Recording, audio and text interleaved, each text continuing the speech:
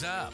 You're listening to Fresh Cut, hosted by renowned golf superintendent and sought-after course consultant, Tim Barrier.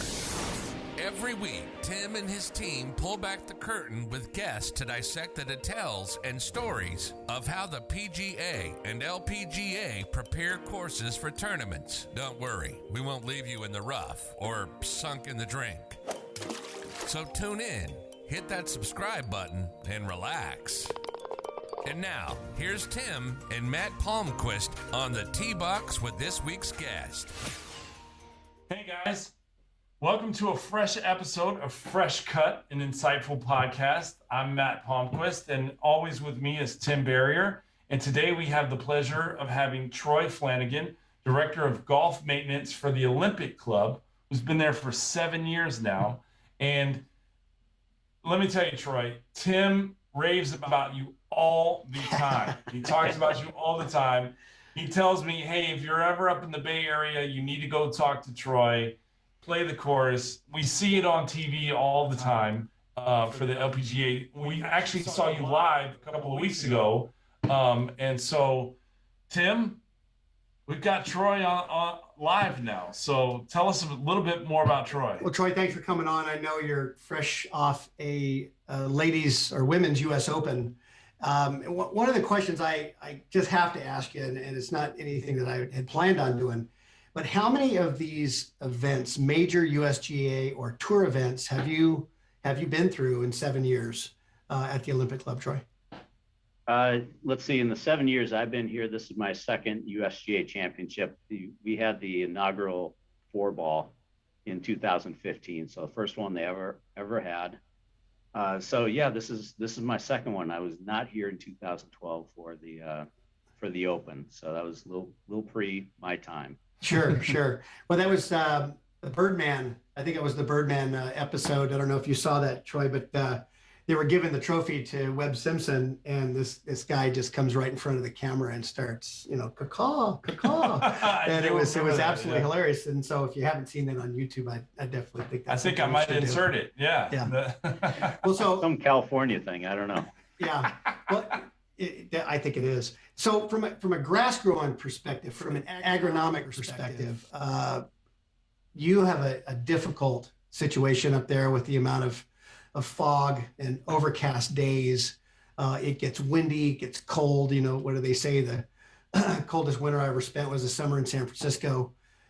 You really get, and I've spent some time up there with you on the golf course, Troy, and it's difficult. This year has been a difficult situation too, leading right up into the Ladies Open. What kind of weather did the good Lord hand you right before this tournament started, before this championship? Leading up to it, Tim, May is usually one of the nicest months we have, and we had pretty chilly days, quite a bit of fog, a lot more fog than we usually get. So that made it very challenging. The rest of the course is fine, but the greens were a little wimpy. About 3-4 weeks before, we were a little concerned, just not really the speeds we wanted to be at leading into the championship. And but then we pulled it all together in the end. But it is one of the more difficult areas, and I have to preface it that to manage a golf course weather-wise. And when I say that, believe me, there are much tougher places to grow grass. Growing grass is extremely easy. On the flip side, I came from Las Vegas before that, and it was like growing grass on the moon. It was horrible. But out here, the weather is fantastic, but to have quality golf course conditions is tough because we'll have highs of 65, throughout the whole summer, for me. But right. At the same time, we're sun deprived. We hardly see the sun for months on end. We'll have days that are foggy and drippy. We'll have days that are just foggy. And then all of a sudden, we won't irrigate for 3-4 days. And all of a sudden we'll have a day where it's sunny and 70 and the place just fries. Just like that. Yeah. It's crazy. The grass is just not acclimated to it. So right. It's a crazy place. Well, there are places, where grass comes from, go up to Oregon, where they grow all the seed that, a lot of the courses that overseed with the perennial ryegrasses, that's where grass comes from, and it's a natural environment for it. So it grows well, but being able to deliver that agronomic quality turf that's fast and it's firm and all those things, because you can't control your moisture. And if you can't control your moisture, that really is one of the most difficult things. And so getting your speeds up for the women's open was definitely a big challenge for you, huh? Yeah, once you get close to the championship, within the advance week and the week of, I mean, you've done so many things to get yourself in the right position. I'll give you an example. We flushed the greens 2 weeks prior. So not championship week, not advance week, but the Monday prior to that. Right. We were going to flush the greens in advance week on Monday, and that was going to be the last watering, but the weather had been so crummy that we decided we couldn't take the chance to be too wet during the championship. So we went 3 weeks without overhead. And again, not the end of the world, but we were spot watering morning and night for the better part of between 10 and 14 days. And again, it was just all that fine tuning. It wasn't because we had hot spots. It was all just the fine tuning to get everything as even as we could across the whole green. Mm-hmm. So Sure. So really, water management, once we got there, was not too bad. We didn't have too many really, really bad days during the championship, just some pretty chilly. It's San Francisco. It's that San Francisco. You kind of wanted them to come out and play in 57 degrees, bitter cold. It's that cold air coming off the ocean that is moist. It just eats right through you. Mm-hmm. So it was. They got a little bit of that, and then Saturday, Sunday were just gorgeous for the last 2 rounds of the championship. Yeah, that was awesome. It looked fabulous on TV. I watched every shot. I really was pulling for Lexi to bring it home, and I just watched her, and my heart goes out to her, and trying to control that golf ball, especially on such a tight and some of those holes are off camber. It's such a difficult environment. And that rough is heavy, and as you said, it gets wet, and boy, getting a golf club through that is so difficult to do. And so I was really, really pulling hard for her. It's such a tough situation. So right across Lake Merced, you've got San Francisco Golf Club, and you've got Lake Merced Golf Club. Are the conditions any different? Does it seem like the fog hugs a little tighter there on your side of the lake, or do they have their pretty similar conditions over there on the other side of the lake? It maybe hugs us a little more. You also have Harding Park right across the way Park as well. too, right. It hugs us a little more, but I would say not enough where you could say it's different. What you have is you have the ocean here, you have our golf course up here, and it's on the hill going away from the ocean, the lake course. And then on the other side of us, you have the lake, and then you have San Francisco Club, Lake Merced.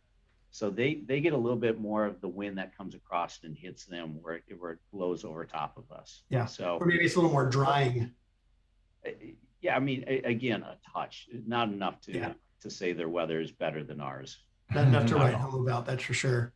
So with the amount of events that have happened at the Olympic Club over the years, tell me what's coming next. You got something on the horizon that you got to get ready for?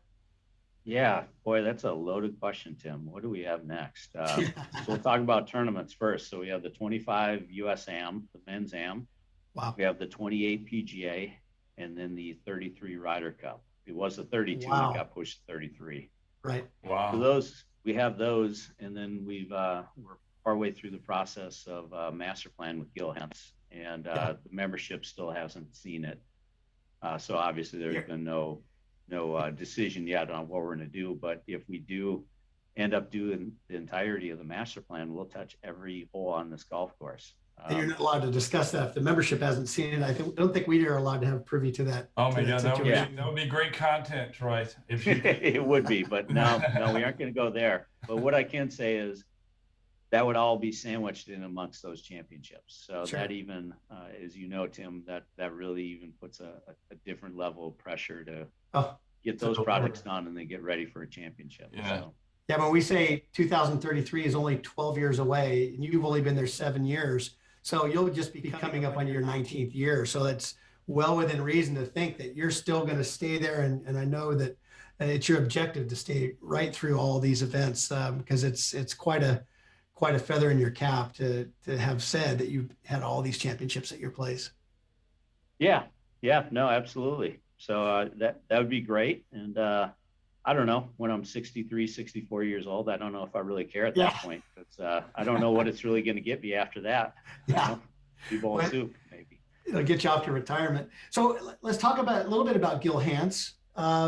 Was there some other architects, I'm sure, in the running, or did you guys go right after Gil Hans? No, we had a interview process with, I believe it was 6 total architects, including Bill Love and Brian Kington, who are our incumbents. Sure. Really what it was we had some short game practice area and driving range issues that we were having a tough time. We're such a large club volume wise, have 11,000 members. Wow. So that's how we started. That's why we started looking at, and then morphed into more of a, let's find our architect to guide us through the Ryder Cup in 33. Yeah. So that's kind of the whole process. Yeah. Does that Ryder Cup, do you feel more pressure with the Ryder Cup than maybe, an amateur or, women's US Open, because, it's for God and country kind of a situation? And the Ryder Cup for me, I'm really excited when the Ryder Cup hits. I guess you have to ask me in about 12 years, because I have a tough time thinking that there was more pressure than we as turf guys put on ourselves. Like turf guys and gals put on ourselves leading up. I mean, this women's open to me was just as big as the men's open. Sure. Really could have cared less who was playing in it, who won. And I mean that, and I think you understand what I'm saying there. It meant so much to myself, my team. I have 7 other turf professionals working for me that are younger. I was lucky enough in 1992 to work the U.S. Open just as a regular worker, and it's something I still remember like it was yesterday, and that's what I want for my team. And so that was big. So I mean, I'll tell you, like I said, the pressure was huge. We put it on ourselves, and Sure. I just told you we have 11,000 members. That meant I have 11,000 people that Can play the golf course. wanted to be really proud. Sure. And, so that's a lot of pressure in itself if you think about it. Most clubs 400 or 500 people. Here it's umpteen times that. So Yeah. You want everybody to walk away going, that was amazing. You guys were great. And I put it out to my team that I wanted this to be the best U.S. Open ever. Sure. That doesn't mean that's what we achieved. I just meant that's what I wanted us to feel. Not the best women's Open ever, just the best Open. the best ever. And Well- you have a lofty goal like that. Now, believe me, Tim, we had fun. It wasn't like everybody was walking on pins and needles here. I knew we could do it. It's just we had to execute, and you always have to have a few things go right for you, and we sure did. A few breakdowns, a few pipe breaks, and hydraulic oil spills on areas that didn't impact us. And somehow, some way, it pulled it off, and the course withstood all 7 days of it. So it was cool. I have a question for you, Troy, and again, I thank you for joining Fresh Cut, an insightful podcast powered by Bosch Power Tools. But with 11,000 members, how many average rounds do you see per month? I mean, not all 11,000 are playing every month, correct? Like, how many rounds does the wear and tear of your course see on a monthly basis? So here's where I probably should explain a little better about the Olympic Club. We're the largest athletic club in the country. So we have, I'll just say around 20 different sports that we sponsor and send throughout the country and the world to compete at a really high level. So amateur athletics. So let's say you were a great lacrosse player, you got done, now you're, let's say 23, 24, whatever, work in the city, but you want to still compete. You still want to get out there and do something. So, and not just in a recreational way. We're looking for athletes like that. So we have that. We have basketball. We sent a handful or more of swimmers to the Olympics in Brazil last time. Wow. So really at a high level, soccer and those different things. So you have, it's almost like it's an athletic club on steroids. So golf is just another one of the sports. Now, don't get me wrong, it's one of the biggest and most important sports here at the club. But we have two different campuses. We have one in the middle, the heart of downtown. I think it's about 275,000 square foot building. I've been there. Tim, you came out and saw it. It's just absolutely spectacular, and two swimming pools and two gymnasiums and all the workout areas you can imagine, food, beverage. And then 11 miles away is where Lakeside is, and that's where the golf courses are, tennis. So it's a huge club. So not all those 11,000 care about golf. Now, when the pandemic hit and everything was shut down except for golf and tennis, then believe me, there were a lot of people that really want to get into golf that usually don't play. Yeah, so we've seen that. Yeah, our conversations on this show have led us to that conclusion that other guests prior have always talked about during the pandemic, there was a spike in rounds. So I was just curious to thank you for schooling me on that. But I mean, that's a pretty active club. Yeah, it's an interesting property. It really is. The building downtown was probably built in the early 1900s. Yes, it's gone through different renditions, because in the 1906, if I have it right, the fires that ravaged downtown. I know that building went up in flames, was rebuilt. So in 2006, they renovated the entire building. It looks fairly new now on the inside. It really does. It really does. Yeah. So Troy, as a golf course superintendent, we really wear our hearts on our sleeves.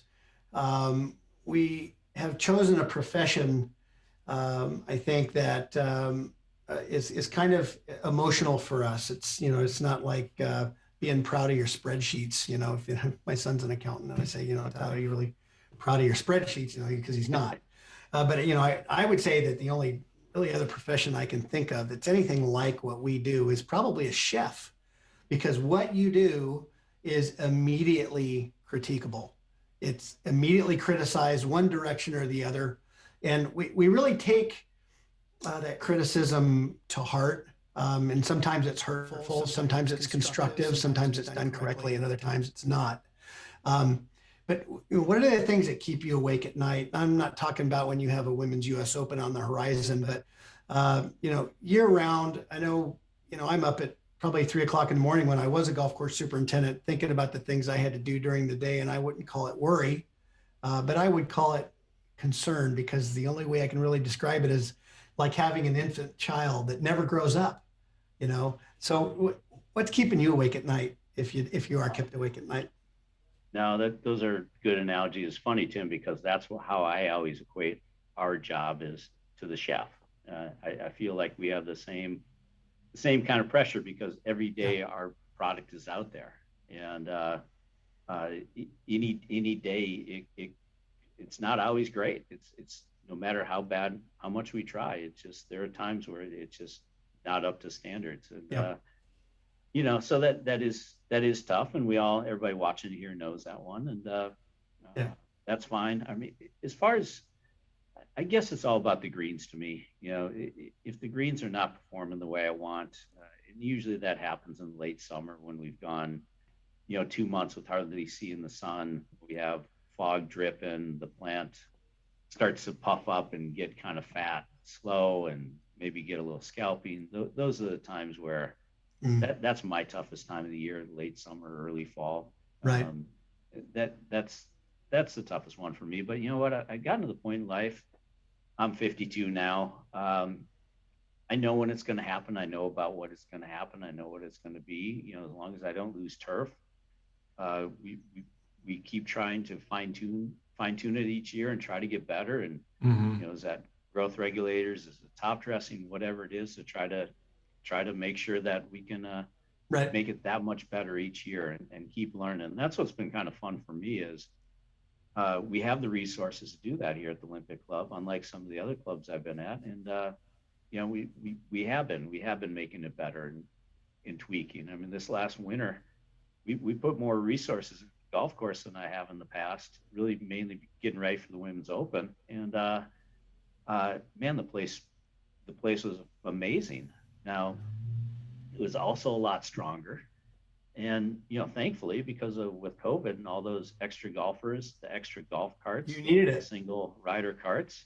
Yeah. Oh, But the course was phenomenal. So it's kind of one of those, oh, hey, that really didn't cost that much money in the end to make it that much better. Because our winters up here in Northern California, it's a rainy season. You could be pretty soupy and wet, and you never have tournaments during the summer or during the winter. So it's not that big of a deal. But yeah, just always learning, Tim, right? Everybody's ready to play come summertime, and then the fog hits them, and it's another weather situation. It's the one thing you can't control. I think golfers get out and they play, and they maybe don't understand that it's one of the few sports where the field of play can change dramatically from day to day. It's a living, growing, breathing organism. And our ability to control some of the things it does are not necessarily always there. And we've got staffing issues, and we've got weather, and we've got traffic, and we have tournaments, and a lot of the other things that you may not come out and see the golf course like it was. A week ago I was here, and the place was amazing. The greens were fast, and now they're slow, and so trying to get our message out to the that the golf course superintendent is doing his best, his staff is doing their best, because it's a love. It's not just a career, it's a vocation, and it's a love. We're stewards of the land, and it's important to us that they like what they are seeing out there and what they're playing, and that they appreciate that surface very much like a chef. And the chef would get an instant complaint that that's the worst hamburger I've ever had, and the chef takes it to heart too. And so golfers can be difficult that way for sure. So, yeah. Well, and think about this too, is how many fields of play, basketball courts, tennis courts, soccer fields, whatever, in the same day have a 35 handicapper and a +5 playing on the same day. That's right. And somehow the conditions need to be right for both of those players. There's none, not that I can think of. Really, really good point. I think bowlers are pretty picky as to how much oil's on the lanes. It doesn't matter who's rolling, but other than that, it's not. I can't think of another sport. I would agree. Yeah. I would agree. But I don't think the weekend warrior really cares about how much is there. They just want to make sure their beer is cold and their hot dogs warm. Yeah, absolutely. And the nachos are cheesy. Yeah, or the cheeseburgers. Yeah. Absolutely. Well, so I've got one more thing to ask you, and we're gonna go ahead and close. But I wanted to ask you this, and I've asked this question before. If you could send a text to every golfer, maybe all your golfers, but all the golfers at the venues you used to work at in Vegas, and if you could send one message to them that they could all see in their own language all across the world, what would that message be? If you had a chance to kind of maybe think about that. Yeah. Well, first of all, they can't hit reply, right? They aren't going to get back. I forgot about that. No, okay. Then let's put that caveat in there as well. Let's just make sure. All right. Yeah. I think the biggest thing to me is just enjoy the imperfections of the golf course. Every golf course, there's no such thing as perfect.